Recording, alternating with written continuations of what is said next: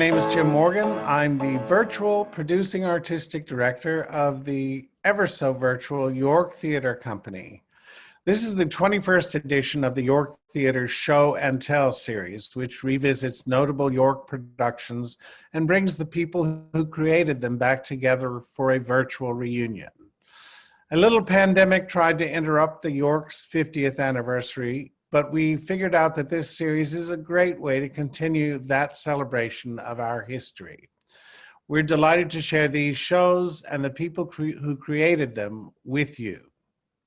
We've celebrated such shows as Don't Bother Me, I Can't Cope, Closer Than Ever, Subways Are for Sleeping, Enter Laughing, Desperate Measures, Merrily We Roll Along, Tomfoolery, Taking a Chance on Love, Roadside, and Anyone Can Whistle. You can find all of these programs on the York Theatre's YouTube channel. Subscribing to our channel costs absolutely nothing and does wonderful things for both of us.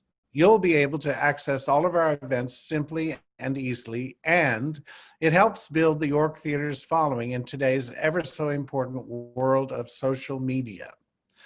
Today is a bit different than usual, however, because for the first time in some 10 months, we've spent many hours of the last week at our home in St. Peter's Church, where a Lexington Avenue water main break on January 4th devastated much of our space, our archives, our equipment, and our lives. We then found out 5 days ago that we have to vacate the space for an indefinite period of time while it is being remediated, reconstructed, and repaired. It's been quite a difficult time on top of COVID-19 and all the goings-on in Washington. May I offer a heartfelt oy vey? While your donations are always essential in keeping our pandemic programming going, at this time your donations are crucial. We are working tirelessly to recover as much as we can while we prepare to relocate, temporarily, we hope. You should be aware that this presentation runs a little longer than usual because we had so many bloody things to talk about. So your choice is to watch it straight through for the whole hour and 50 minutes or so. You could take an intermission and pause to have some ale and a meat pie, or you could even stop partway through, wait a day or two, and come watch the end whenever you so choose. The link will still be good. We have lots in store for you during the new year as we revisit other shows in this series, such as Rothschild and Sons, Texas in Paris, A Doll's Life, and more. Various other virtual events will be happening throughout the coming months. Our winter musical theater training program under the direction of Jimmy Ludwig premiered on January 14th. If you missed it, you may find it on our YouTube channel. Blue Roses, the musical adaptation of Tennessee Williams' The Glass Menagerie by Nancy Ford and Mimi Turk, will be part of our 2021 programming. More on that later and other highlights of our upcoming season. We will announce much of our season in the next week. Also, don't forget that throughout the program, you can type questions or comments into the chat feature at the bottom of your screen, and we will do our best to answer them when we find the time. The show we are celebrating tonight, Sweeney Todd, was presented at the original York at the Church of the Heavenly Rest on 90th and 5th in 1989, before it moved to its Broadway run at Circle in the Square Theater. So we're really talking about two different productions tonight. But first, I'd like you to meet my cohort and co-host, my pandemic partner, Charles Wright, our resident theater historian. Charles is writing a book about the first 50 years of the York Theatre Company, and he also happens to be the co-president of the Drama Desk. Let's go around the room and hear from everyone who's here what your part of the production was and where you're talking to us from. Then we'll come back later for memories and thoughts and all of that. Okie dokie. Maybe we should start with our director, Susan Schulman.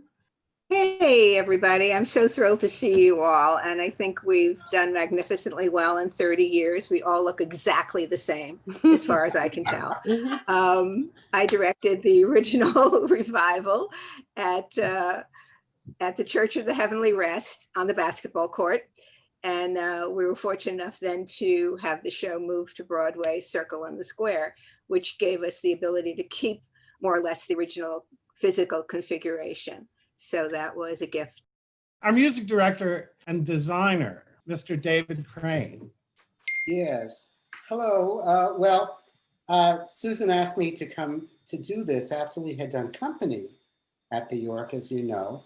And the word design refers to the fact that the entire score was put on 3 synthesizers, which was the very, very avant-garde thing in 1989, that we had the state-of-the-art synthesizers because there was no room for an orchestra in Circle in the Square. And Steve Sondheim actually, I think, asked me to do it after we were such a hit with Company that Steve asked me to do this, and we tried to figure out a way to work on and design, find a way to reduce that orchestration and to give it, do it justice. Right. And To that 3 was synthesizers, yeah. 3 synthesizers, which amazingly Frank Rich liked. So that was, I'll always be grateful. Yeah, amazing, amazing. Just a quick aside, David, do you remember Steve saying that he wouldn't ordinarily recommend that for any one of his scores except for this one? Yes, I do. Yes, I do. Yeah, it was. Because it was so complex that just having 3 instruments or 4 instruments he didn't think would work, but he actually preferred this on 3 synthesizers if we had to have such a reduced amount of instruments, right? Right. Well, the orchestral score had different lines to it, so we were actually able to do justice to a lot of it. The tricky part was trying to create a balance in the hall and to have the voices in front of it, because it was kind of dodgy in those days. Right. And it was, and everybody was in such movement, because I don't think the actors were not wearing body mics, were they? No, they never wore body mics. No. Amazing. Never wore body mics. We didn't even have the shotguns at the church. We only had them in Circle in the Square. There was no vocal augmentation whatsoever when we did it originally. Well, the voices were all so glorious. We didn't need any in the church. But exactly. The show Uptown was at the York Theater, the original York Theater company space at the Church of the Heavenly Rest on 5th Avenue and 90th Street. The producer and artistic director there was Janet Hayes Walker, who made that happen. We'll hear more about that in a little bit. But it moved to Circle under the auspices of Paul Libin and Ted Mann, who saw it up there. Paul, welcome. Great to see you. Thank you. It was a wonderful experience, and it was clearly something that we both responded to passionately and started to organize the potential transfer. It was unique because the original production on Broadway was up at the then Eurus Theater. I believe it was called the Eurus Theater in those days. It was about 10 years earlier. And I remember Ted and I talking about it. We thought, well, this would be an interesting idea because the big musical house had, where it was originally staged by Hal Prince and others, and with the blessing of the maestro himself, that this would be a different version, a different intention, and a powerful intention because it was so intimate. And the rest was history. We made the move, and Susan did a fantastic job directing it. And Beth made the best meat pies. And Bob Gunton was the head chef. We actually made the meat pies ourselves. Remember that? We actually, Michael Lichtenfeld and I actually made the original meat pies ourselves. Yeah. Michael Lichtenfeld was the wonderful choreographer, and he's not able to be with us today, but he sends his love to everyone. Continuing down the list, we have actually all the designers here. I happen to do the scenery. Beba Shamash did the costumes. Beba, where are you talking to us from? Nyack, New York, where I now live. How wonderful. It is. It's pretty nice up here. I teach north of here, where I've been designing and teaching for 20 years at Ramapo College of New Jersey. And the person who brought me to Ramapo College of New Jersey was your assistant on this show, Steve Perry, who just retired. Really? I didn't know that. Yeah. There's some pictures of the model we'll see later, and he was very instrumental in making that happen. So, oh, that's wonderful to hear from him. And the lighting designer is with us too, who at the time is still professionally Mary Jo Dondlinger, but she is now Mary Jo Morgan because she happens to be my sister-in-law. Hi, everybody. Yeah, I did the lighting at York and Hi, Mary Circle. Jo. And it was a fantastic time, just wonderful. And it's great to see all of your faces again. Yes, I married Jim's brother in 2003. And 2 years ago, we moved to Santa Fe, New Mexico, which is where I am right now. Great to see you. We have our wonderful stage manager with us this afternoon, Mr. Perry Cline. The boss. Hi, everybody. Great to see you all.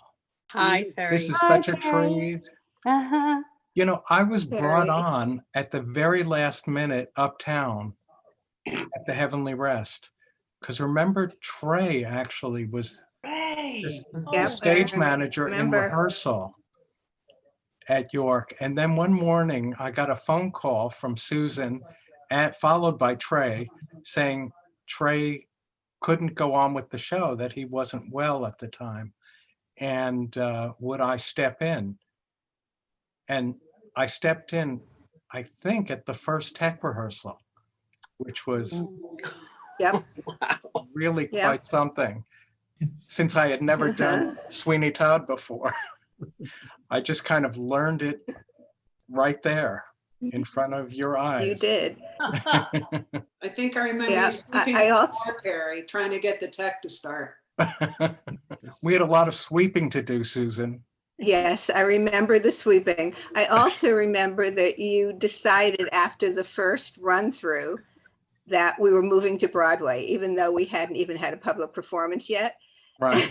And you just told everybody that we were moving to Broadway. So I think you were the one who started the karma. You obviously called the right people to make it happen. Let's just go down the list. Beth Fowler. Yes. Tell us where you are and who you were and who you are, all of those things. Hi, I'm Beth Fowler. I played Nellie Lovett, and I'm here in New Milford, New Jersey. And I became Mrs. Lovett because Susan Schulman invited me, believe it or not. Bob and I, neither Bob nor I auditioned, and she trusted the both of us. And I said yes when she asked me, because I knew her work, and I had heard that she was doing it, and she invited me to tea.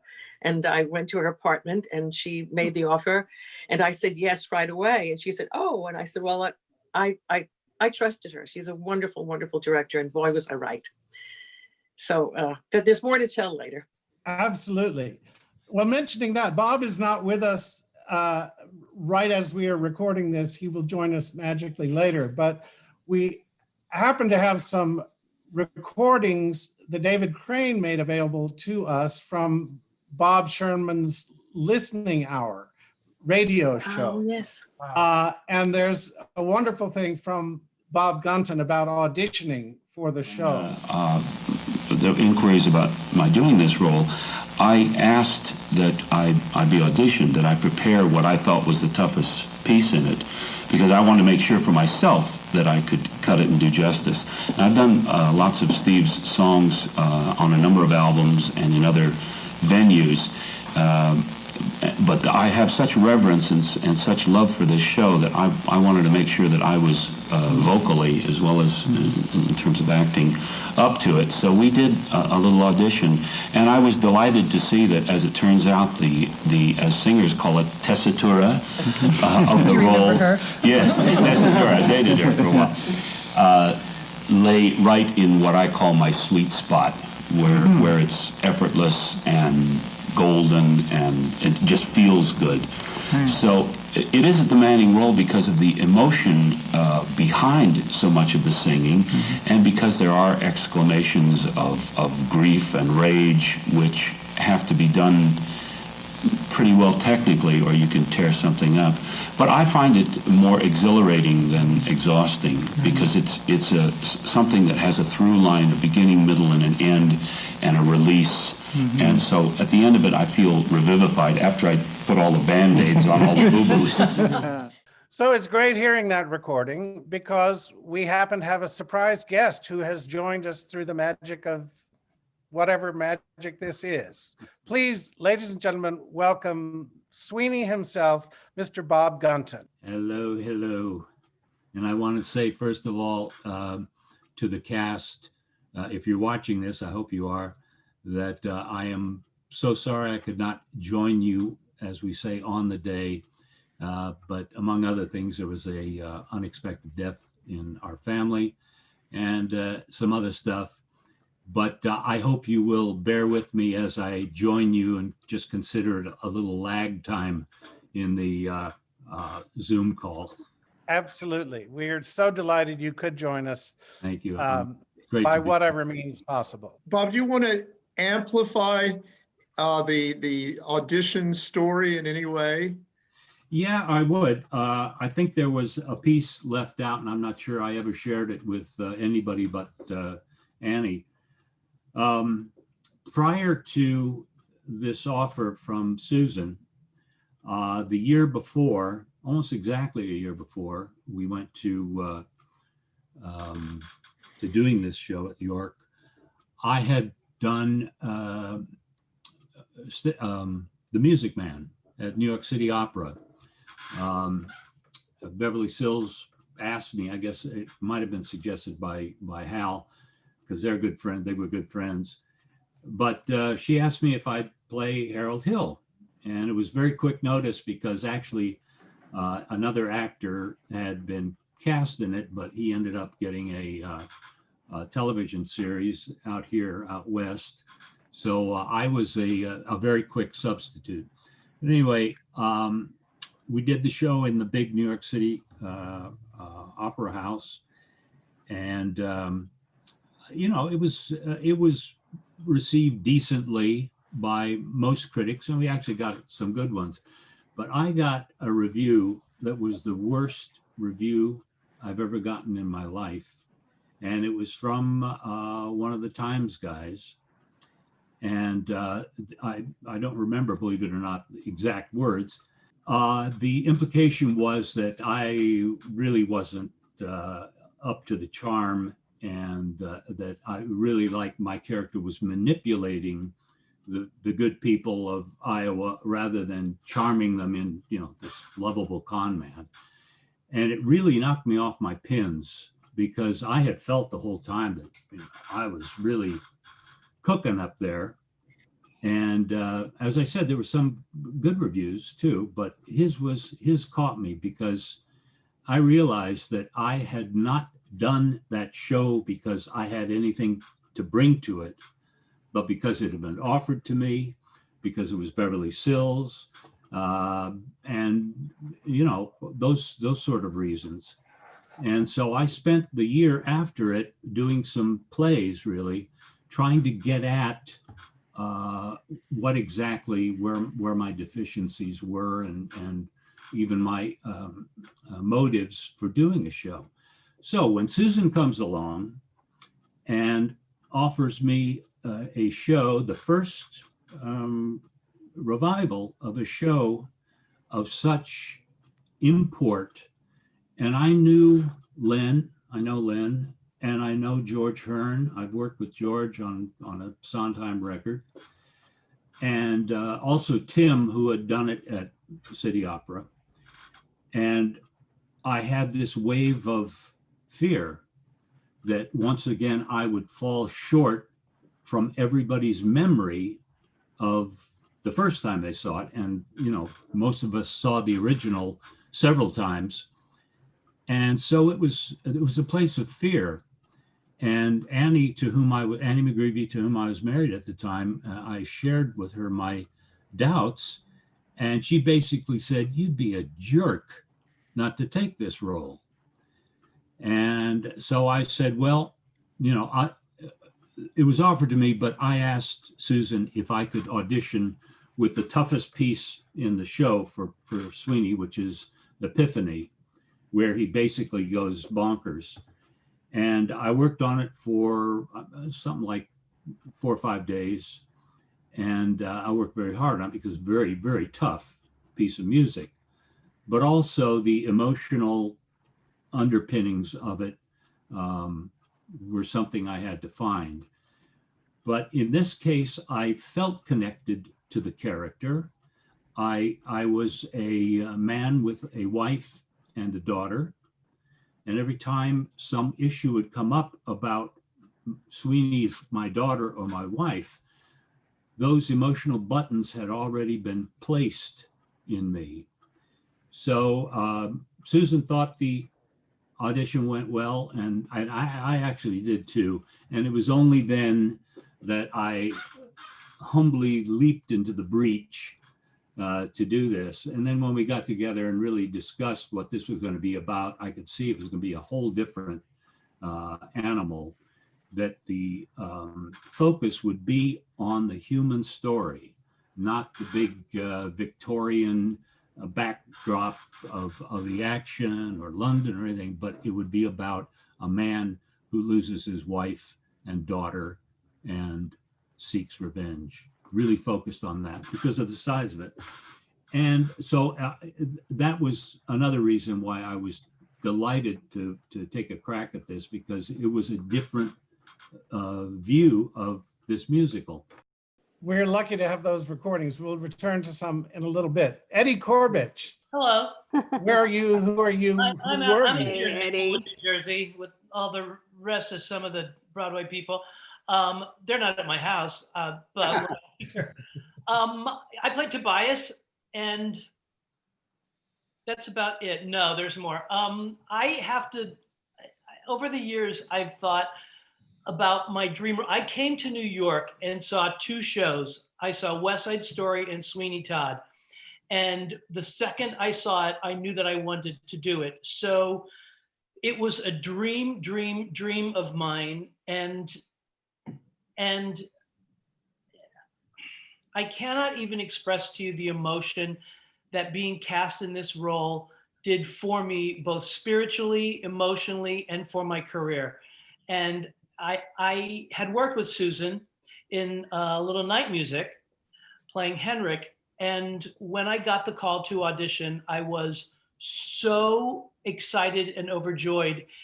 And all I have to say is, I'm not going to cry. All I have to say is that, Susan, forever, I will thank you from the bottom of my heart, because you pretty much gave me my New York career.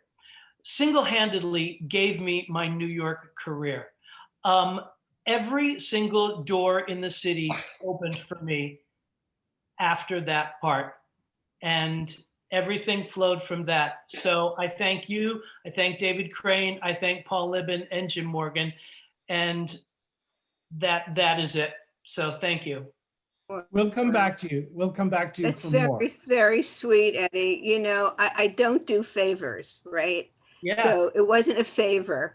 I know. I knew that you would be fabulous in this role. And you were So- so gifted, and you still are, and you're still working, and you're better than ever. Yes. But you embodied the role. That's your gift, with a voice of God, and Yeah. you and Beth together. The images of the moments are emblazoned in my head forever. Ted Keegan. Tell us what you're up to, where you are, all of that. I am, as we speak right now, I am up in the Hudson Valley near Woodstock until I can make my way back to New York and be in my little apartment in Washington Heights and back working. Missing New York a ton up here. I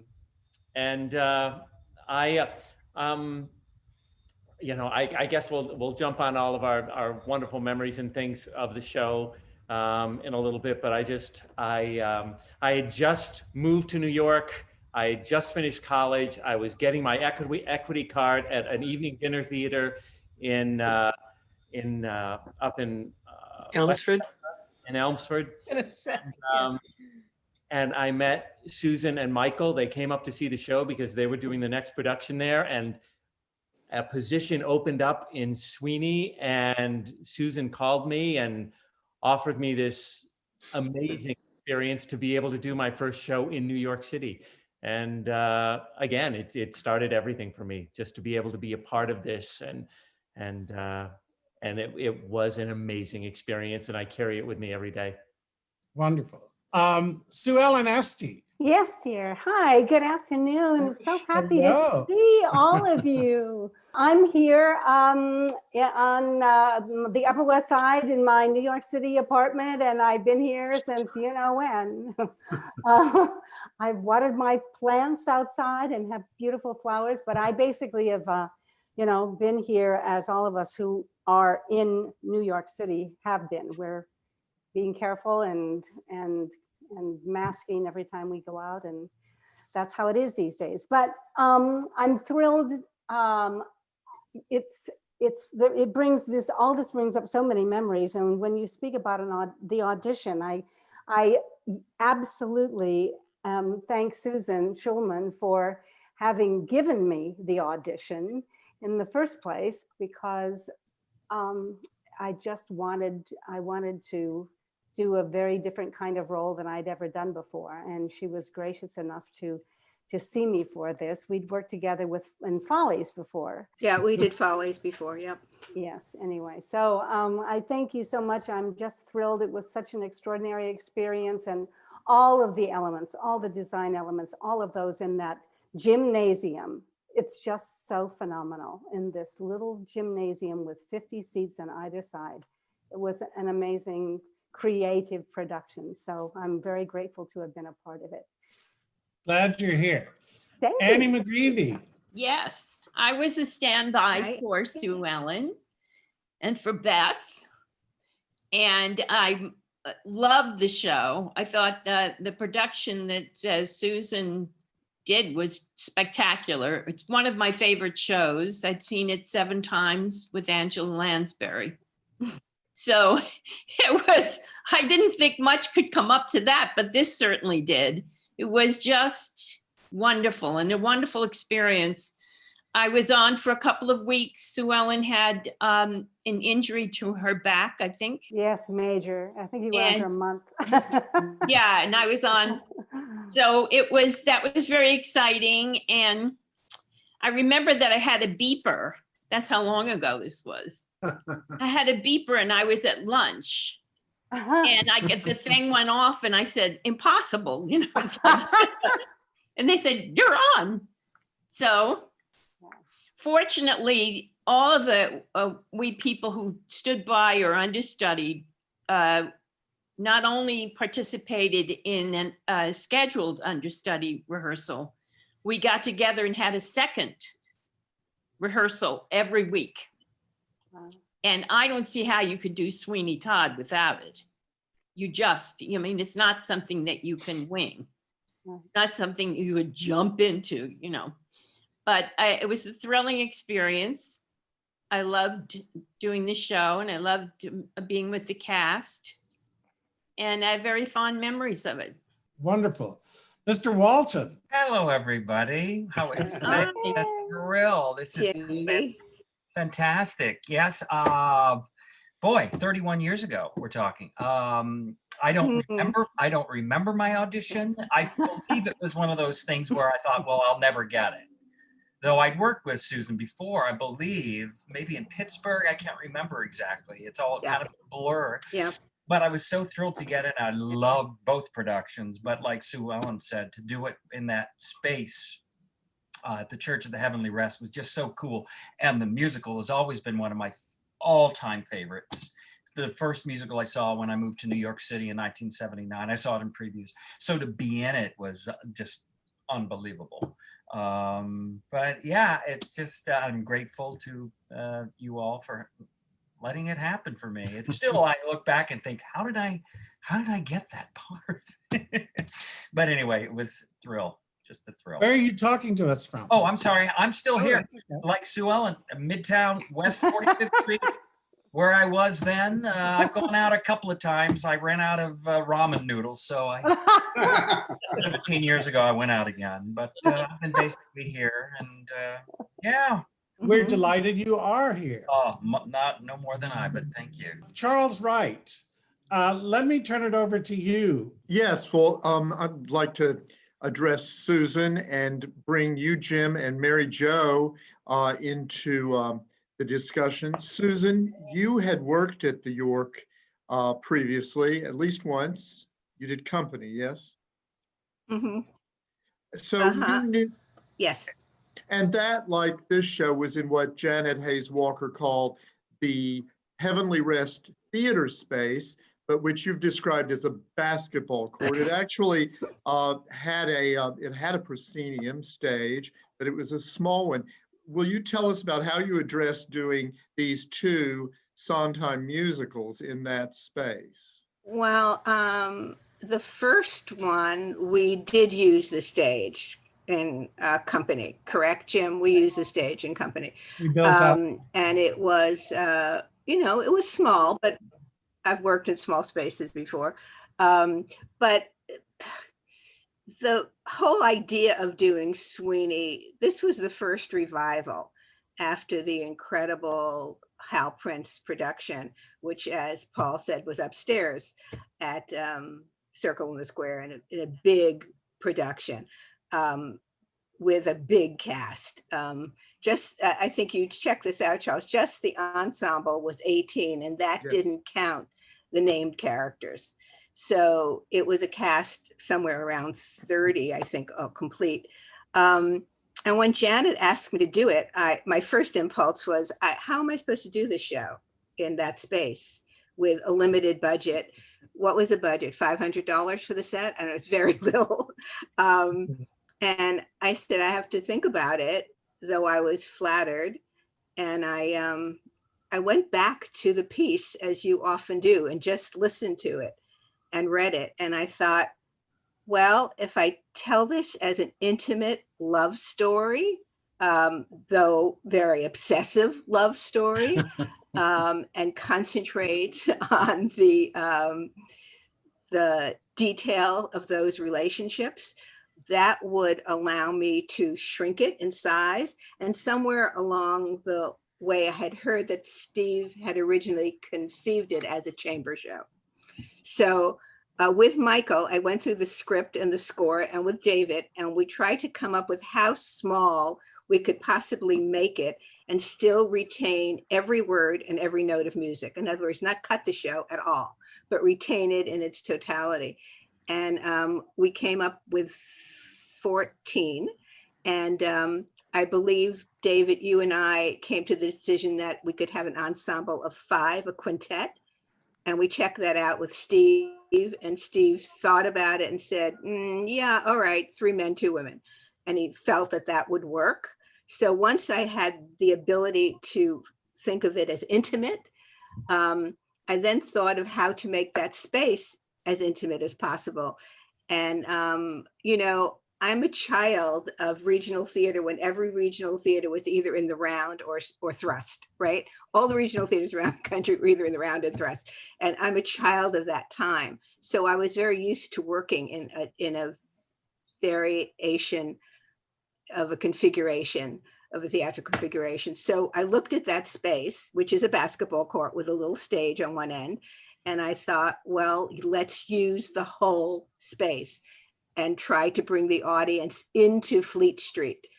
And that's what Jim and I and Mary Jo and Beba talked about. How can we bring the audience into the space with the actors so they'd feel a part of it and also experience it in a more intimate way. The one great moment in the design, if I must tell the story, was when we did that, and then we looked at the floor, and the floor had basketball markings on it, right, Jim? And I said, well, we can't do that. We have to cover it. We can't have those basketball markings on the floor. I mean, and Jim said, well, I don't know what to do. And he found an old floor cloth, right? You had an old floor cloth. And he said, well, we can take the floor cloth and we'll put it over the basketball markings. And I went, okay. And we did that and it looked terrible.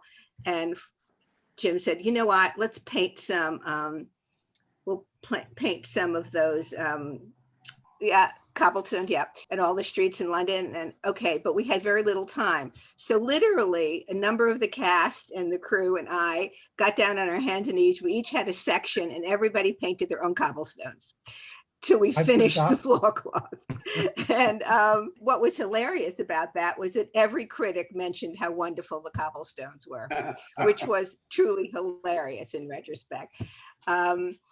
Anyway, so really the way that Michael and I and David thought about the show in a way to not just shrink it, but make it viable in that size, as if it was meant to be that size. That every director who directs a revival owes a huge amount of gratitude to the original director. So I'm sure Hal solved all the huge problems. When I did it, as I do any revival, I have to look at it as if it were never done before.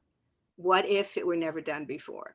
And I think what is so wonderful about my creative collaborators and my cast is that even with those iconic original performances, everybody was able to create a very specific Sweeney for that time and place. So I'm very grateful to you all for your amazing talent and your generosity in being able to give yourselves over to that creative process.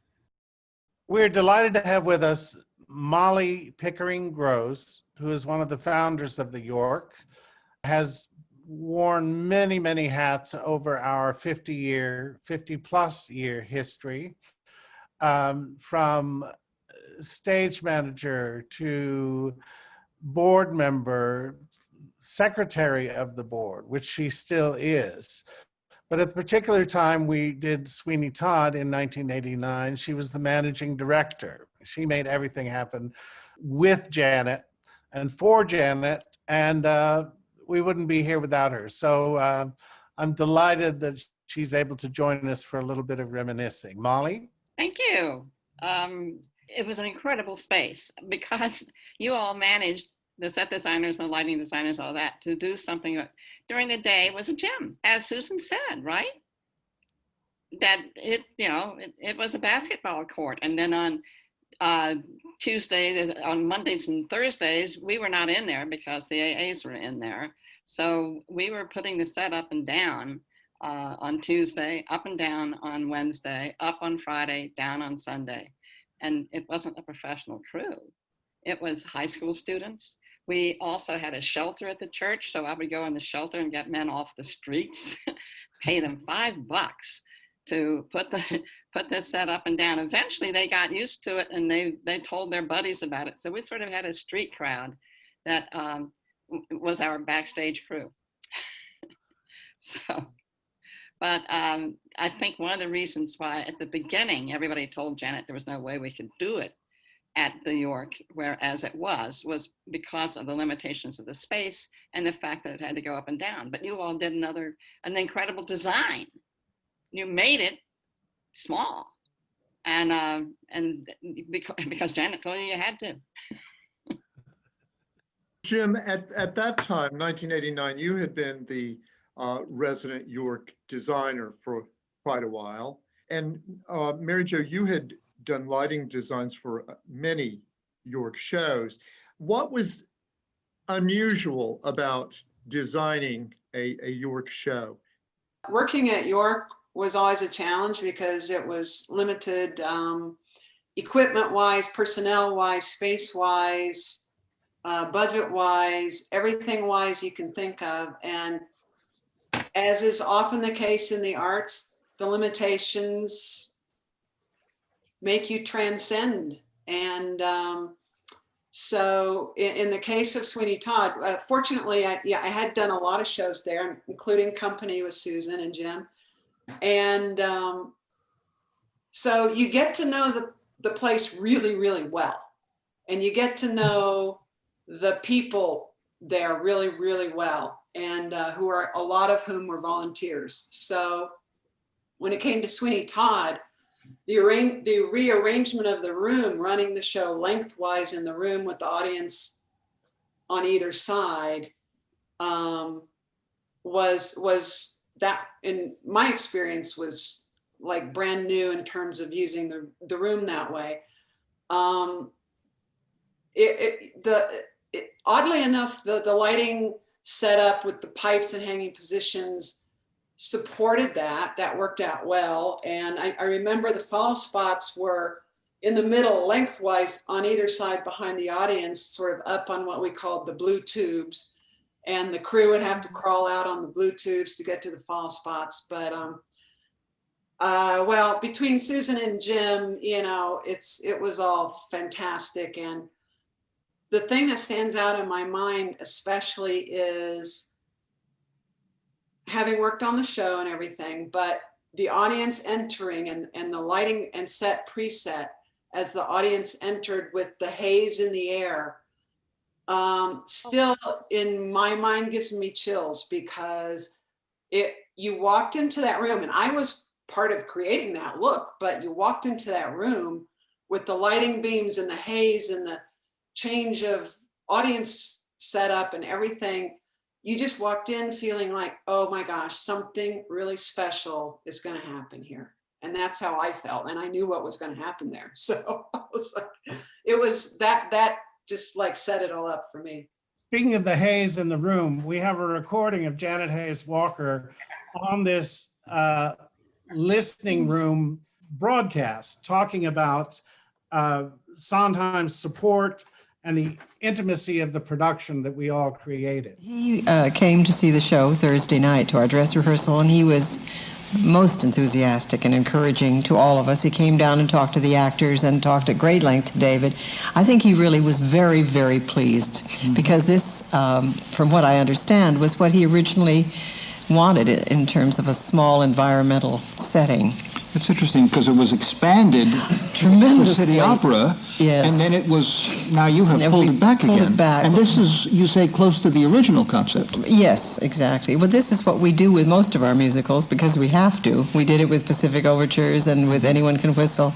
We bring it down to a size that people can really hear the lyrics and understand the music, which is such an extraordinary score. So most importantly, Steve Sondheim had told us that his original concept for the piece was a chamber version, and that the idea of having it be seen as part of a microcosm of the Industrial Revolution was something that evolved in the big production. He wanted to get back to the story, to the characters, and to the drama. And from what we see, the audience is enjoying it and getting not a little bit scared. I hadn't heard Janet's voice in 24 years. I know. I got very so beautiful. Jim, why did Janet come to think of doing Sweeney Todd? Well, I'll tell you my take on it. Charles, do you have inside information? Well, not specifically, but of course she had a history of working with Sondheim. She was in the original cast of Anyone Can Whistle on Broadway in 1964. And she had also revived that at the York. And we had built a reputation of doing good things with his work on a small, intimate scale. Susan, how did it come up to you? Did Janet talk to you? Obviously. Well, yeah, she did. She called me and she asked me if I'd be interested in doing it. And I was shocked because I didn't expect that show would ever be done at York, because of its general size. But also, she said that she wanted to speak to me first, and then she was going to talk to Steve, because I guess at that time, he had approval of any director who's going to direct a show within the metropolitan New York area of his work. And I said, yeah, can I think about it? was so terrified of the idea. And she said, sure. And so I did think about it, and I did actually talk to Steve about my concept before, so that I felt somewhat, because I had met him during company and had met him during a production of A Little Night Music that I did at Equity Library Theater. So he was encouraging, which was helpful. So I screwed my courage up and I said yes. And I adore Janet. I adored her the first time I worked with her, and I miss her greatly, as everybody does. But she was also one of the few producers who hired women to direct musicals.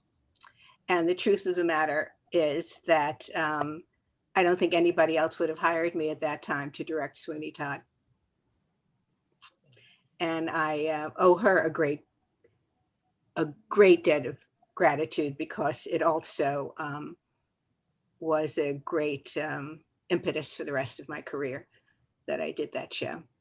Matter of fact, when the production was done at Circle in the Square, I think you were one of the few women who directed the Broadway musical, period. I was indeed, Paul. What's interesting about that at that time, to show you that we have made considerable progress, not enough, but considerable progress. We received four Tony nominations for that wonderful production, and the show received one, Beth and Bob and myself, and I was only the third woman in the history of the Tonys to be nominated for a Tony for directing a musical at that time. Wow. And that was 40 years in. That's sort of amazing, right? And it never would have happened but for Janet. I have to share an experience that happened during one of the sold out performances.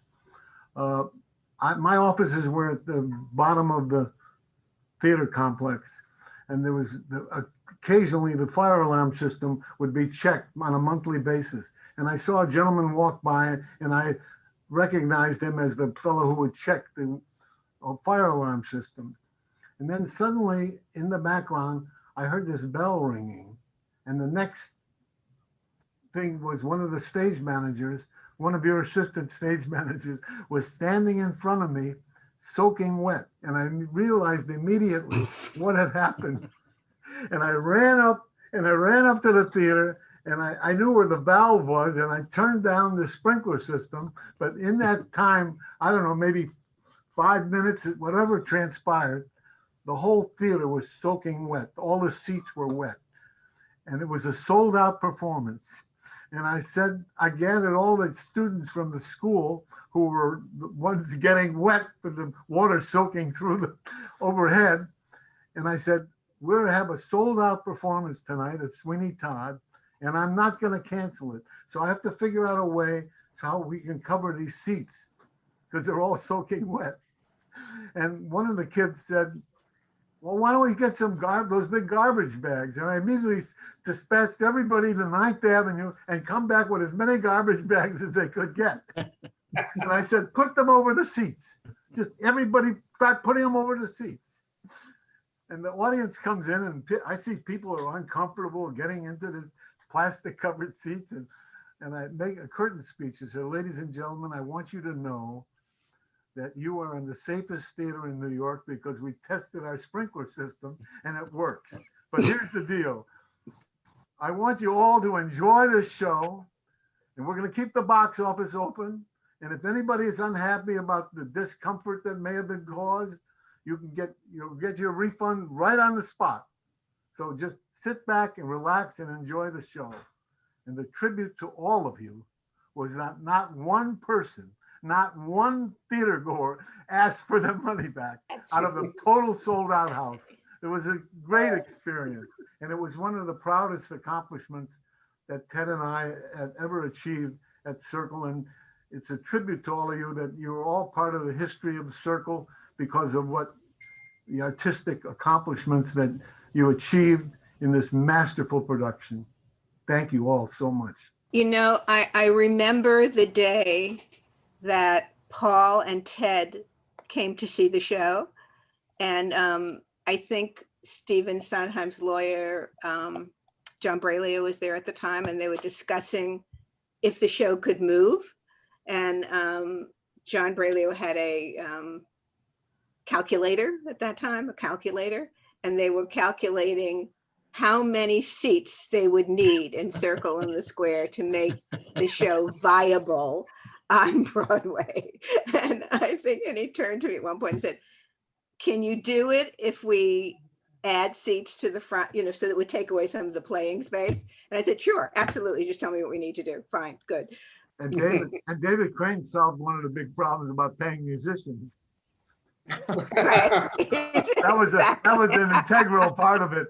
The unspoken heroes of this production. We have some design photographs. Beba's provided us with some wonderful costume sketches. What did you and Susan work for in your costume concept? Yeah, there was a lot of blood going on. There was just a lot of blood. And so I didn't exactly choose the most practical fabrics, I have to say, for Pirelli, but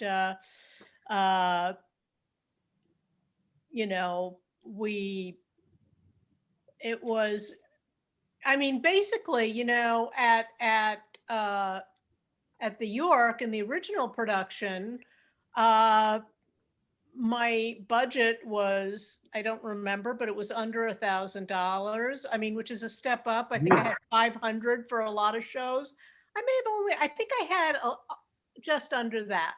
And so the costumes the original costumes from the York production were, I would go up the stairs, those stone stairs, to the turret where the pigeons lived, and there was a small costume stock up there, and I pulled everything I could from up there, and then we rented things from the collection and just made it work. These and so some of the costumes that when the show transferred, there were a lot of costumes that transferred with it, actually, from the original, but then we were able to translate that to real costumes built by my first experience really working with Broadway shops. So that was very exciting for me.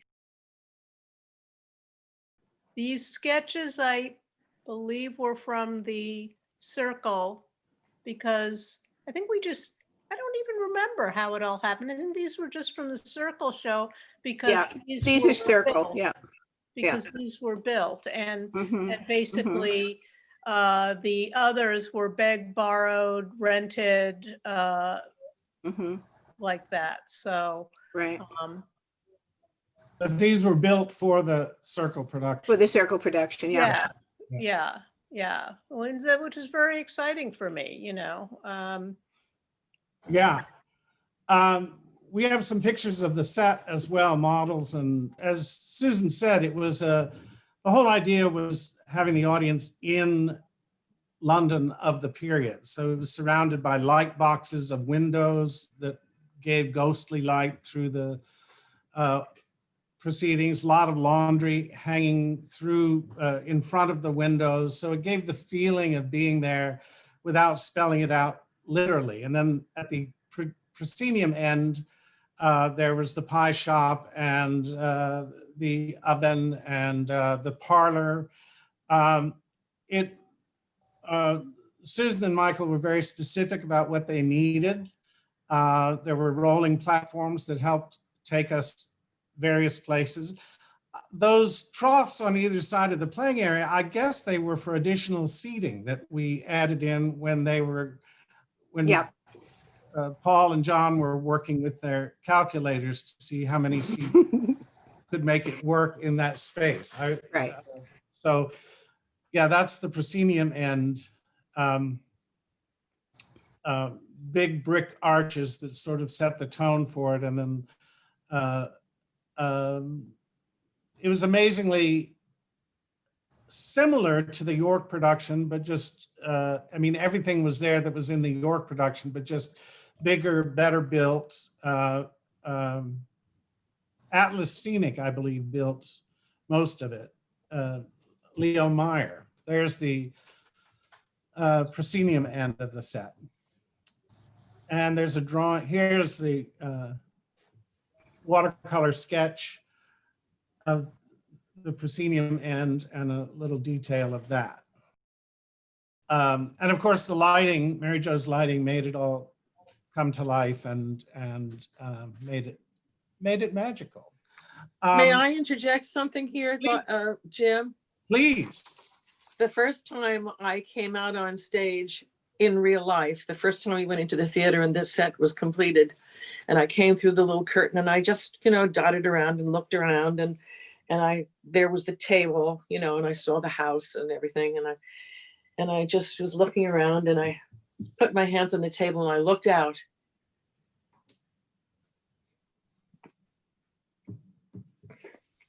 The power, that position of power, it was there waiting for us. That was there waiting for me. What I did was I popped a high B flat or something right there in the house, because it was just the feeling, the way it was built and the way that table was, that was okay, bring it on. It was so empowering, I can't tell you. I've never felt that in a set in my life. And it was Jim and Mary Jo, of course. And Susan and Michael. It was the whole team. It takes a village. Can I say something quickly? Sure. Yeah, my first entrance was from the other direction, from the lighting booth. So I got to come down into that position, Beth, and that was incredibly powerful as well. Every place that you designed in that theater, it was just wonderful. So yeah, it was. It's thrilling. It was a wonderful experience. I recall when we closed at York in April, and then there was talk about this happening. Suddenly it was happening. Susan, I think you were maybe in Pittsburgh doing something. I was in Pittsburgh. Yeah. Yep. And so it wasn't today where you could text or email or something like that. It was a little more difficult communicating. And I was very nervous. Suddenly I felt, this is on me. It has to happen right now. And I had wonderful assistants. I remember Steve Perry, you mentioned, Jim Kronzer helped, I believe Larry Nussbaum. Susan just said, go ahead, go with it. I think you understand what we're going for. And so I was very nervous, and I remember a feeling of great satisfaction when you saw the initial sketch and you said, yes, this is what we want. Don't worry about it, just go with it. You have the instincts. And so I think it was an amazing experience for all of us. But Beth, we happen to have a recording of you from the listening room. A customer! White, what you rush, what you hurry? You gave me such a fright, I thought you was a ghost. Half a minute, can't you sit you down, sit. All I meant is that I haven't seen a customer for weeks. Did you come here for a pie, sir? Do forgive me if me head's a little vague. Oh, what is that? What you think we have a plane? From the way that people keep avoiding, no you don't. Heaven knows I try, sir. But there's no one comes and even to inhale. Right you are, sir, would you like a drop of ale? Mind you, I can hardly blame them. These are probably the worst pies in London. I know why nobody cares to take them. I should know, I make them, but good. Now that was on the radio show, so that was just piano accompaniment. David, Yeah, it was a little dry. It was piano, yeah. in the studio. The sad thing is that there's not a recording of this show. If it had happened like 10 years later, or even 5 years later, it would have been recorded. Yeah. I have to butt in and say that I was given a pirate audio of an entire performance at Circle in the Square, if anyone is interested. I don't know who recorded it, but I have it.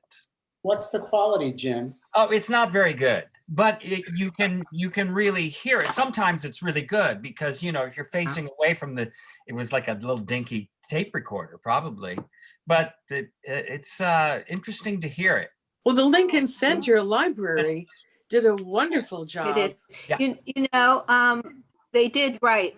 Exactly. That's a beautiful job. If you go to the Library of Performing Arts, their capture of the show, because of the configuration, you normally have to use one camera flat on. Because of our configuration, they actually use 3 cameras.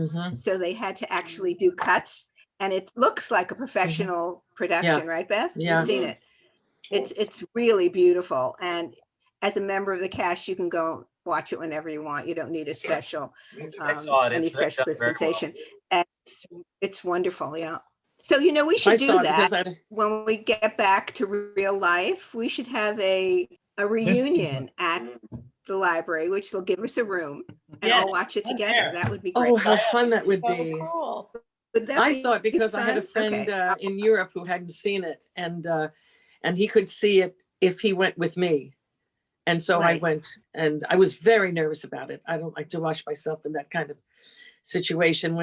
I'd seen myself before in a show that was, you know, strictly for a more naturalistic show. And I was appalled at my performance.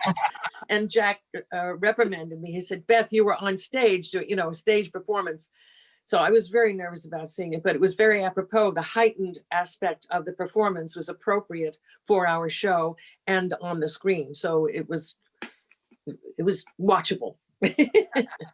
But you were right. It looked like, oh my God, they made this for TV because of the 3 cameras. Yeah, it looks like it looks like that, which is very fortunate for us. Yeah, I remember sitting in the truck with the director, and I wasn't a TV director at all or a film director at all, because he had 3 cameras going. One was a rover and there were 2 diagonal, and he kept saying, okay, call the shots. And I was like, oh, I can't go either.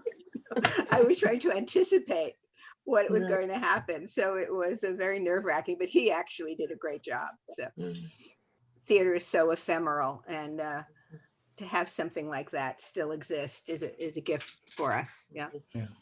Absolutely. Perry Cline, yes. Are there memories you have of transferring the show? But first of all, I want to bring up something Mary Jo mentioned with the night you came in up at York. And Molly Grose, our wonderful longtime, she was managing director at the time, but she's one of the founders of York. She's still on our board, has been the secretary for years, was stage manager for many, many shows. She heard you were coming on board, and she said, I just don't think he's going to fit in because he's big Broadway stage manager, and I just don't think he will put up with the way we do things. And she has talked about it many times since, about how you just jumped in, you did whatever was necessary. I have a feeling it had to do with the fact that you liked what you saw that night and started trying to move it to Broadway immediately. But do you remember coming in that night and your reaction to everything? And then also moving to Circle, what was your experience? I do remember. For me, it was kind of scary because I had never done the show before and I had never seen any rehearsals. And all of a sudden we were teching the show. And it was like, I better learn this like really fast. But everybody was so helpful. And why wouldn't you jump in to something like that? I mean, it was so, it really paved the way for future Sweeney Todds to be done in small versions, in medium-sized versions, but this production and the organic nature of it really changed the piece in many ways. Because I remember seeing the original, and it really was not much like what we did, other than it's the same music and lyrics and book. When Perry came in, I was a little stunned because I thought, oh, this is a Broadway stage manager, and I don't think he's ever gonna, I don't think he's done anything like this ever. So he's got a big surprise. And he did have a big surprise, but he went right along with it. And, you know, as I was saying, we would put this thing up after we would put it up, and it was, you know, it was about 10 minutes before curtain, he said, stage has to be swept. And I said, no way. You know, the shelter people have gone back to the shelter. The high school kids are going downstairs. We haven't got anybody who can sweep the stage. And Parrington grabbed a broom and went in there. He says, it has to be swept, and I will sweep it. And he did that every single night. And then sort of after about 4 of these things, he just said, this is what theater is. This is theater. We're all do something. Because I think some of the cast helped set it all up. You know, some of the guys in the backstage. Yeah, they were, I mean, everybody did help. They all helped. They brought up their own costumes sometimes. You know, it was just, you know, it's a tiny space. It's a weird building. We got to do this. That really came from Janet and you, that it was not a community theater, it was fully professional. Everyone behaved as if it was a fully functioning professional theater. They did their job, they knew what to do, and they made this gigantic show happen in a very short amount of time for very little money. I think I can remember once that someone came in, it wasn't Susan Schulman, but someone of that ilk to direct, and they came during the school day because they just wanted to look at the space before they started working on what they were going to work on. And they said, no, there's a theater here. This is a gym. And it said, I know, we make it a theater. Yes. And there was always that bizarre time at the end of the day when it was changing over from being a gymnasium to a theater. And the kids from the school were still around, and the teachers were still around, and our crew of whoever would come in and start setting up all the chairs and the platforms and the scenery, because the scenery was often built out into the space, and it had to be set up as well. And there was this look from the people at the school like, oh yeah, oh, that's right, it becomes a theater. And right. It was a wonderful, bizarre. Well, I mean, it was amazingly designed because we had to squish everything in it was 17 by 17, that stage. Yeah. So anything that we're going to have outside, it had to be squished onto that stage. And so we had these folding flats that you just opened up, and all of a sudden there was, you know, the background for Baker's Wife. In fact, I ran across something today that you'll find interesting. Someone made a model of that space so that we could quickly do a presentation of scenery, and it has been sitting around at our old space, which we are now out of because of the flood that has just happened. But I was packing that into a van just this morning and found this model. The amazing thing is that on the back wall are 2 white squares that are 2 of the windows from Sweeney. So I guess the last time I used that model for a presentation was when we were doing Sweeney Todd at the York in 1989. So it was like 15 or 20 years before that it was regularly used to present scenic designs. But these 2 window boxes are still up in it from 1989. It's kind of amazing bit of history that I just found this morning. Eddie, you told me a story about the day the Tony nominations came out. You want me to tell that story? Really? Yeah. Okay. Sure. We had closed, and I was in Houston doing the premiere of Jekyll and Hyde at the Alley Theater. And I had gotten it in my contract because people told me to get it in my contract that if for any chance there was a Tony thing happening, that I should get it in the contract that I'd be allowed to leave. Okay, so I did it, I forgot about it, but I didn't really forget about it. It was always in the back of my head for whatever reason. So the nominations were coming out, and I was sitting in Houston, and the phone rang, and I answered it, and it was Paul Libin's secretary, and she said, "Hi, Eddie, this is Paul Libin's secretary. Mr. Libin, oh, congratulations. Mr. Libin would like to talk to you." And when I heard congratulations, I literally went, oh,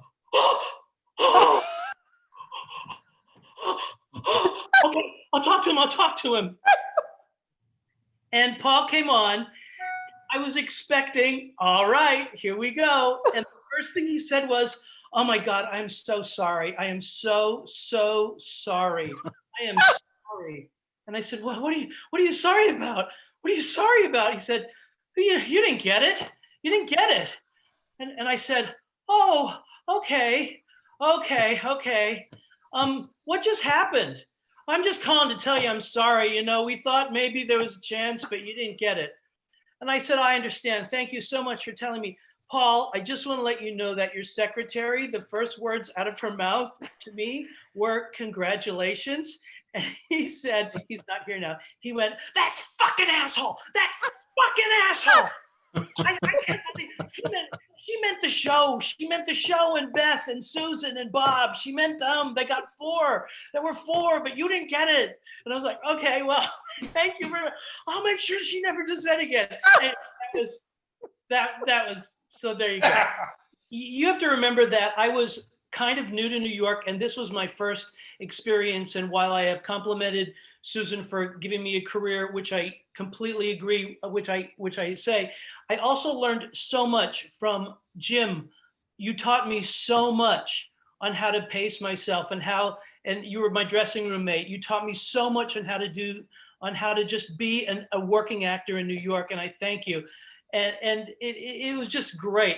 And I want to say that if anybody ever has to sing a duet, you better get somebody as generous. I mean, I had the best experience, as generous and smart and intelligent and loving as Beth Fowler to sing with.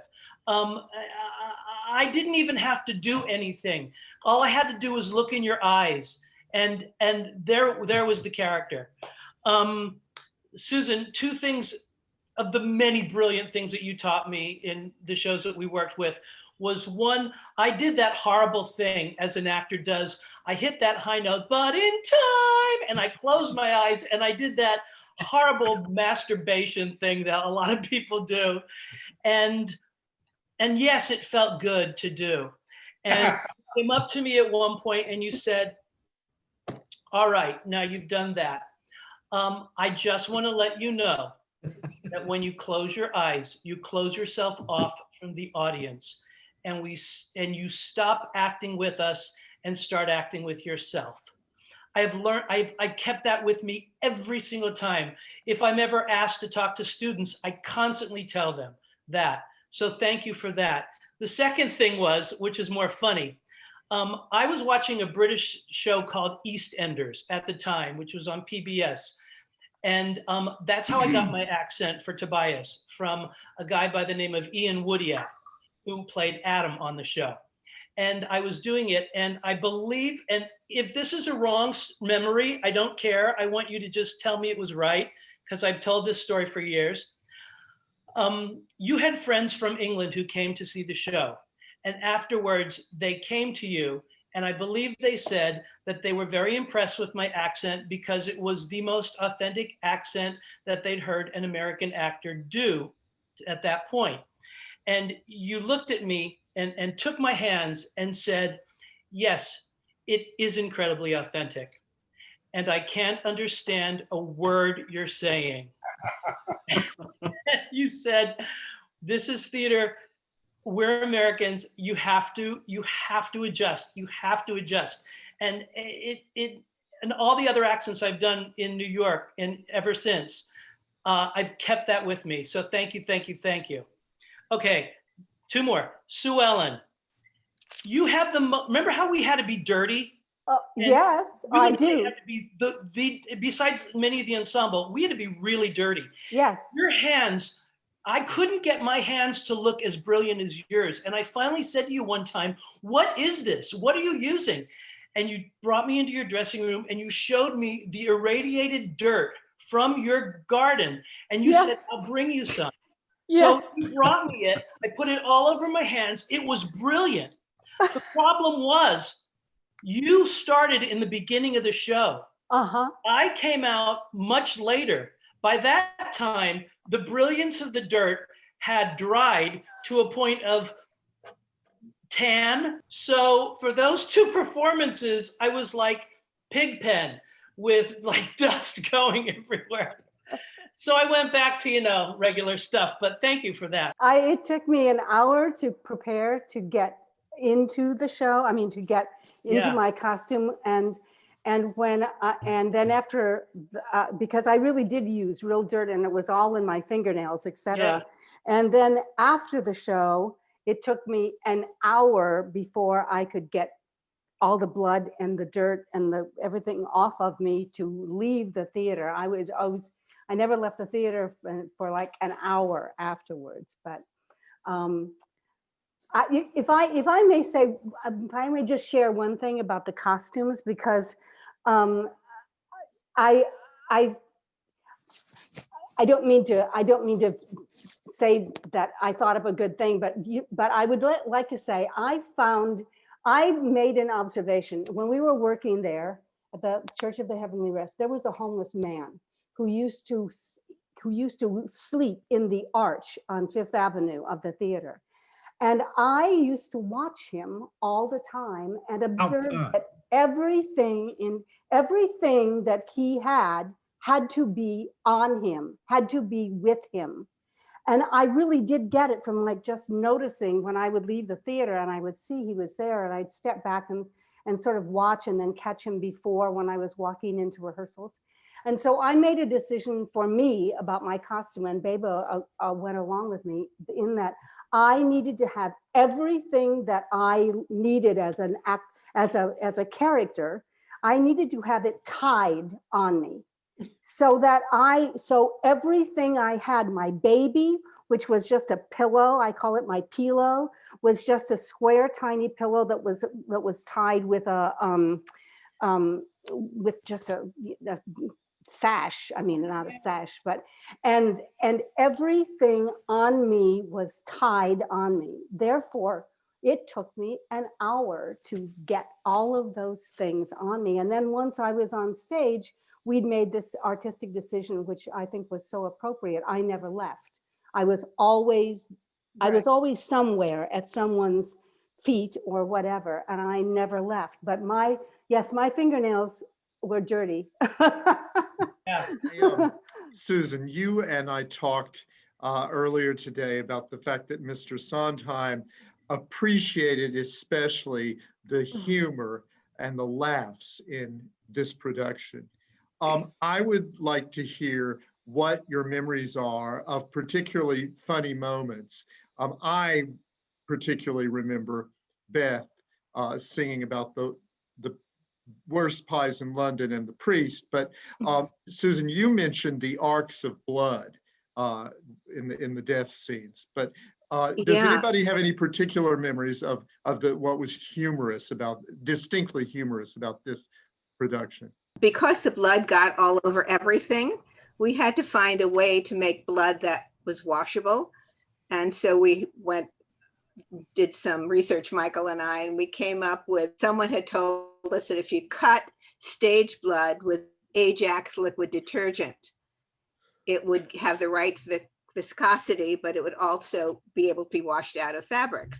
So to try that, we had to get a syringe, make it up, and in the urinals at the Church of the Heavenly Rest, Michael and I would shoot blood out of these syringes to see if it was the right color, the right viscosity. So when we did that, it arced because it was coming out of the syringe, and we thought that was hilarious.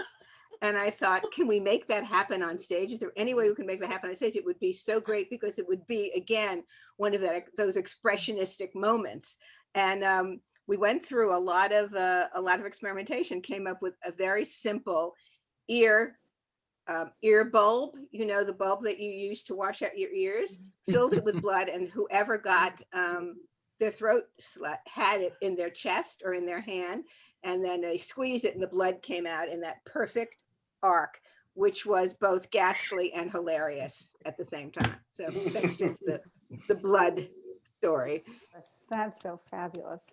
I cannot recall anything in particular, mostly because I think whatever humor I personally or Bob and I would find would be spontaneous. I never really plotted fun things. But I can say that I've seen a production done by high school children who were very talented, and I saw do other shows brilliantly, but they really had no concept of the ironies that are just Correct. all over the place in Sweeney. There's so many things to comment on if you do them more or more less tactfully. And that was, I think, the fun thing, seeing the humor in those moments of relief. But it was ghastly. They missed I watched it with Jack, of course, and I kept looking at him and they're missing all the jokes. They don't get it. They just don't get it. Either you get it, how to do it, or you don't. And I don't remember doing it. I know we got laughs, but you know what I mean? It's just should come. It's all there. Stephen has put the situations all there. Yeah, it is all there, and I think you've got to go for the excess in it. I think if you embrace the excess of the emotion, which is part and parcel, it's in the lyrics, it's in the music, it's in everything, then you do get it. I think if you shy away from it is when it becomes a problem. I know Yes, Steve especially was very pleased with the humor. Especially if you take it really seriously. It becomes funnier if it's really serious. That's right. That's right. Exactly. You have to go at it 100%. Yep. Yeah. This is a question for anyone who was on stage. The nearness of the audience, the intimacy of the audience, did that scare you? I saw people leap back in horror when Bob swung his razor near an audience member. What were your reactions realizing that the audience was a foot or 2 feet away from you at various points? Can I just mention, speaking to Bob's situation, when we were at the York, he knew the critics. And remember when the Times critics wanted to come, and they all from the arts and leisure section, and they all came, right. And he, because he was so experienced, he knew who everybody was, and they were the ones that he menaced with his knife that night. It was hilarious. We just loved it. We have a relationship that goes back to the same year I got to New York. I had just come back from Vietnam. I had my unemployment payment as a soldier for, I think it was a year. So I got my nerve up, finished doing a show in Tennessee, and I jumped on a Greyhound with my trunk and guitar. And one of the first shows that I ever did was something called Who Am I? It was a children's show, a very splashy and well-produced show, directed by Beatrice Straight, the storied actress. And the star, if you will, of that show was a younger Beth Fowler. And I remember one time that one of her lines was, "I'll show you, Goose Girl," and it was about the Goose Girl fable. And I used to mess her up by, I would quote it saying, "I'll goose you, showgirl," and she got that in her head. I don't remember whether she ever said it on stage, but anyway, it was a source of some amusement for me. And then several years later, in Paramus, New Jersey, starring Dorothy Collins and Ron Holgate, there was a production of A Little Night Music. And that's something I did have to audition for. And it was directed by the guy who had who ended up directing or stage managing Evita. And I got cast as the idiot count, and the countess was played by none other than New Jersey's Beth Fowler. And then come to find out years later that this pinnacle of my musical career at that point, which would be to do Sweeney, was accompanied by the great Beth Fowler from New Jersey. And we started out, of course, in a very warm embrace and saying, you know, we got to stop meeting like this every 7 years or whatever it was. But she's been a big part of my career, obviously, and I love her so much. She's the best person to work with. Beth, if you're watching this, I miss you so much. And maybe we could do the gin game as a musical, huh? Oh boy, that'd be fun. That's my Beth Fowler backstory. Jim Walton, you want to talk about the birdcage at Circle in the Square? I'm happy to. That's my strongest memory from the entirety of it, because it was just the most shocking and humiliating thing that it's pretty much happened to me on stage. I'll try to make it brief. At the end of Joanna, Anthony Hope, the sailor, has an empty bird cage. It's made of metal, and that I threw into the Vom, which was the opposite end of the proscenium there, and the audience sat all around it. Well, one night late in previews, someone from stage management came to me with a beautiful bird cage and said, "Jim, this is your new bird cage for tonight. Management has asked that you not practice before the show, as I would do. I would just practice throwing it just so it's in my," because I was 20 to 30 feet away from the Vom. And it would help me to have recently thrown it, to be confident. And they said, "Please, we don't want you to do it, practice with it tonight." And I thought, oh, the Times must be here. I knew immediately the Times is here. And I thought, all right, let that go. Just do your show, man. And don't worry about the cage. Well, I sang the song. It went very well. And I threw it. It came out of my hand, but it was lighter than the other cage that I'd been working with. So I needed to throw it further. It went center, but it bounced off of the platform. Then it bounced off of one of the railings to my right. Then it bounced off the forehead of a woman sitting 4 seats in. And I would always watch the birdcage. Maybe I was directed to, but I would always watch it go and almost like, yeah, looking after it like, see, Judge Turpin. But I saw it bounce and then bounce, and I remember just turning my head. I couldn't watch. And I knew it. Then I was told it hit a woman in the head, and they brought her to the lobby and put ice on her and gave her. No, she actually refused to leave. Wow. Well, they sent someone down to give her a thing, and she just, I'm good. No, I'm fine. What else you got? Yeah, I was the only character who really drew blood in that show. But, I remember I was really stoked emotionally, and I walked off stage and I went into one of the stairwells back there near the dressing rooms and sat down and just sobbed because I was just so upset. Honey. And I knew, well, the Times was there, and this was a big moment, and that I'd hurt someone, and it's sharp metal cage. But I don't remember her name, and I don't believe I have the note, but she kindly wrote me a note, which I got at intermission saying, "Don't worry about it. You're wonderful. The show was fantastic. I'm okay."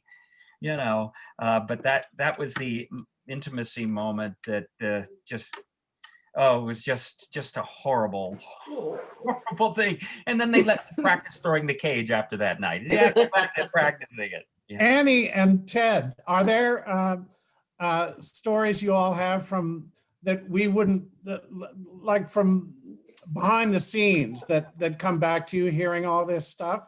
Well, I actually have one story that as soon as I start to tell it, I'm sure everyone will remember. We had just started previews.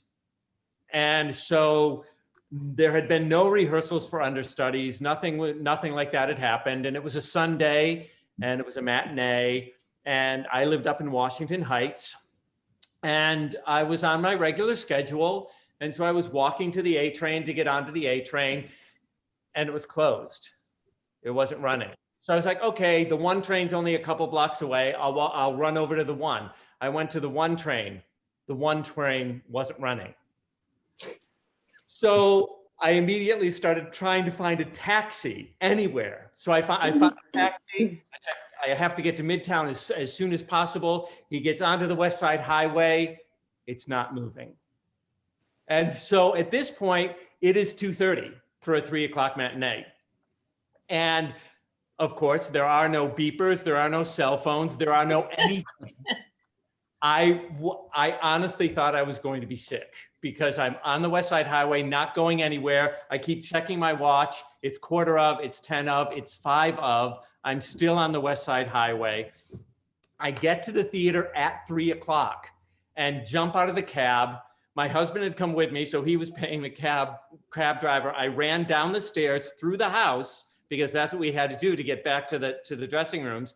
And David was there talking with Susan, and they were trying to figure out what they were going to do, how they could do it, because there were no understudies. And I was ready to go in 5 minutes. It was the most terrifying thing I have ever been through in my entire life in the theater. I just wanted to say, this brings back so many memories for me.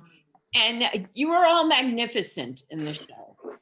Just really, it was a thrilling show to witness every night. And then to step into it was very exciting, really thrilling to stand on stage and to do it. I don't have any memory that's funny, or it wasn't a funny show as far as I was concerned. But was there when I went on terror in terms of replacing SuEllen?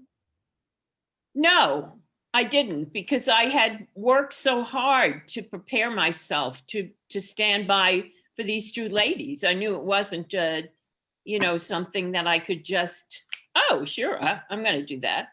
I mean, for Beth, I had a whole setup at home with dough and a rolling pin, practicing in that way. And she was never out, but I mean, the idea that I would have to step into that kind of thing was not something I would have taken a chance on. And I think that all of us who prepared later on, we all felt that way. So, but it was great. I mean, to stand on stage, it really felt like a very large ensemble. Mm-hmm. The opening of the show. Interesting, yeah. It felt like a wall of sound, and the synthesizers were great. And I don't think anything that came after it touched it. I really don't. I think the original Sweeney was very different. And then this was magnificent in its way. And anything that came after it couldn't light a candle to it. The difficulty for me was being on stage all night, because there was dust on stage and you couldn't make any noise and you couldn't move. And I was married to Sweeney and I didn't dare move. Part of the joy of doing Sweeney as we got going is that Annie was chosen to stand by for Beth. And when SuEllen had to leave for a portion of time, Annie was also standing by for the beggar woman. And they were both terrific, but Annie had a moment that for me was transcendent. And I think people might have absorbed it without really seeing what it was. Near the end of the show, in that climactic swirl of activity, as it looks like Sweeney's finally going to cut the judge's throat. And in preparing for it, he is interrupted by the appearance of the beggar woman. Now, when she is up there in the parlor, she's scuttering around. She looks like a bag of rags and a pitiable creature. And she gets up in the room, and it's like she suddenly realizes that she's been here before. And she looks around, and at some point, this will choke me up a little.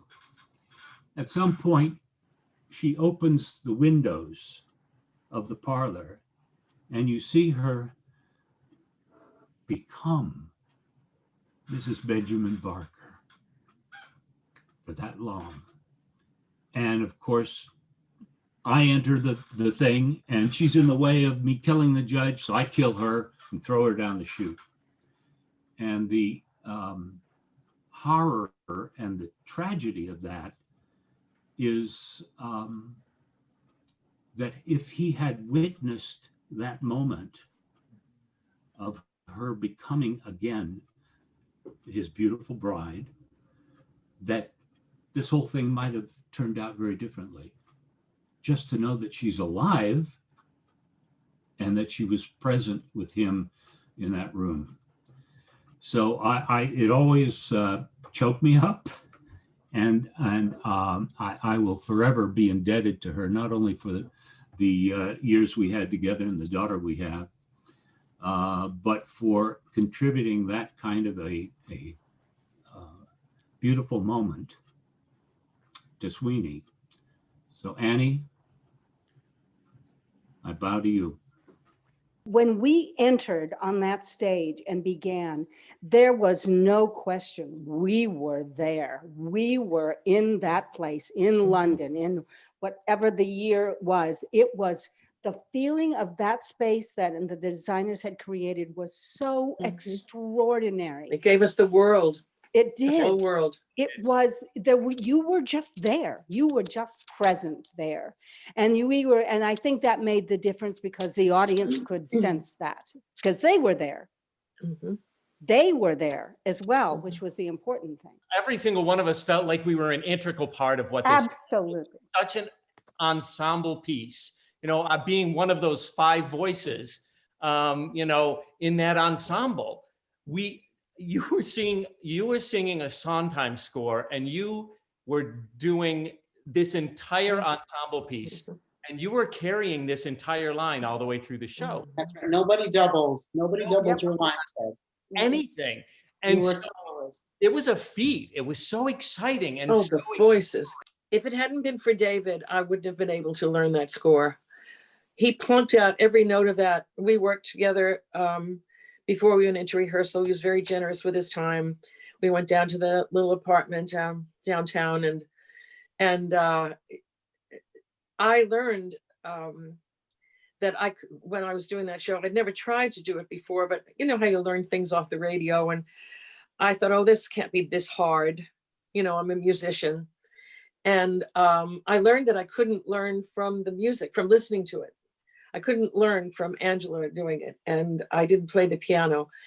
And David walked me through that entire show and worked with me and coached me vocally and just took me on the journey. And that to a point where I felt so safe that when I went out on that deck and I couldn't see him, I couldn't see him. The gal that was up there with, you know, conductors in the pit, you know, I couldn't see him for this score. I knew he would always be there for me. And if I ever faltered, he would pick me up and I'd hear it. It was amazing. It was amazing that we sang that score. He never faltered. He led us through and he followed us. He accompanied us, but he drove us through. And it was a stunning, stunning experience. Well, Beth, I never had it quite like in my life. You're absolutely right. You're so right. It was thrilling, but Beth, we have to tell everybody that Beth and my very first show was 1600 Pennsylvania Avenue, Bernstein, and Beth was chosen by Bernstein. So from Bernstein to Sondheim, we've been friends now, Beth and I, this is now 45 years. Jack and David and I all did. That's where I met Jack. It was my very first. And Michael. I was 10. What? And Michael was in 1600. Yes, and Michael was in 1600. That's right. Michael Lichtenfeld. Yeah. Michael Lichtenfeld was in it as well. That's right. We all go back to that show. But when Beth and I had been doing that, we also did Showboat at Jones Beach together, and then we also did Peter Pan, Sandy Duncan's Peter Pan.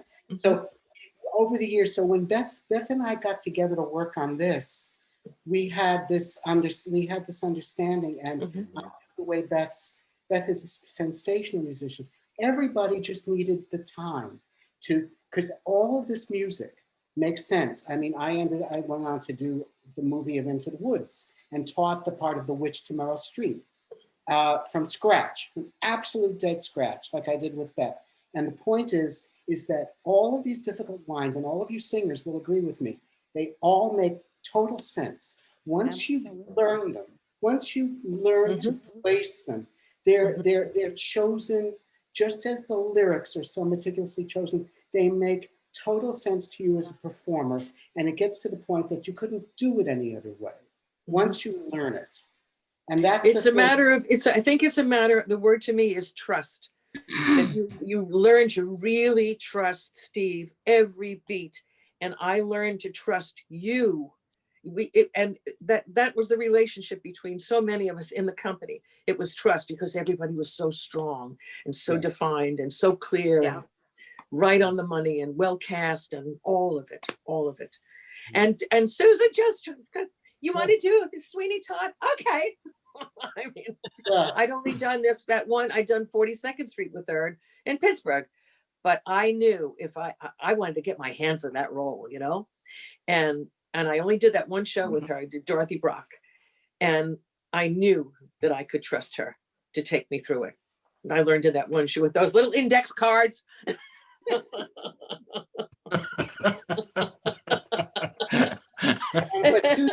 whole thing about this production, I don't think it has to be said the most, like Charles, is that by immersing the audience into the drama, I don't think it had been done in that intimate a way before. That's why it was a sensation. I don't know of any show, Jim Morgan, that has gone from a little dinky little off-Broadway show to Broadway in a couple of months. I mean, this was extraordinary. It's because it was so special. And there wasn't any one of very few. And and it deserved it. You know, Mary Martin used to say, every generation gets its own Peter Pan. But I wonder, could this particular production be done today? Exactly as we did it. I'll tell you what just came into my mind. Yes, I think it could be done exactly the way we did it. It wouldn't seem unique anymore, because we've seen other productions of large shows take this route. I think most recently the Oklahoma that they did at St. Anne's, and then moved to Circle in the Square, actually. So I do think it would work just as it is. I don't think it would be considered unique anymore, because a number of shows now have taken this more intimate route to large musicals, which I think is great. It's a great way to explore the material. I always say a good piece of material sustains itself through many interpretations. So thematically, I think it would resonate as well today as it did in 79 or 89, maybe even more so. To all those watching and those on the panel, a warm virtual hug of gratitude. Thanks to all our special guests, without whom none of us would be here. Tonight took my mind off everything happening in the world today, and even what's happening at St. Peter's. In just a moment, another musical memory sure to bring a smile to your faces, just as it did our audiences in 1989. Thank you, Charles, and thanks so much to all. Much appreciation to the entire York Theatre Company staff, who all in one way or another made this event happen, and pushing buttons behind the scenes and admirably pulling the cast together, our creative consultant, Hans Friedrichs. Another essential cog in bringing these conversations to you is our artistic associate at the controls as we speak, navigating the Zoomscape, Fiona Sweeney. And a special thanks to Mr. Nicholas Garrity for his superb editing. If you enjoyed this, please consider making a tax-deductible donation to the York Theatre Company to help keep these programs happening. Please click on the link in the chat feature to donate. We all hope you enjoyed tonight's presentation. And now one final musical moment. Some crunching noises pervading the air. Enjoy. So clear that everybody goes down well with me. Oh, now since Marine doesn't appeal to you, how about Rear Admiral? Too salty! Oh. I prefer General. Oh. With or without his privates? With his extras?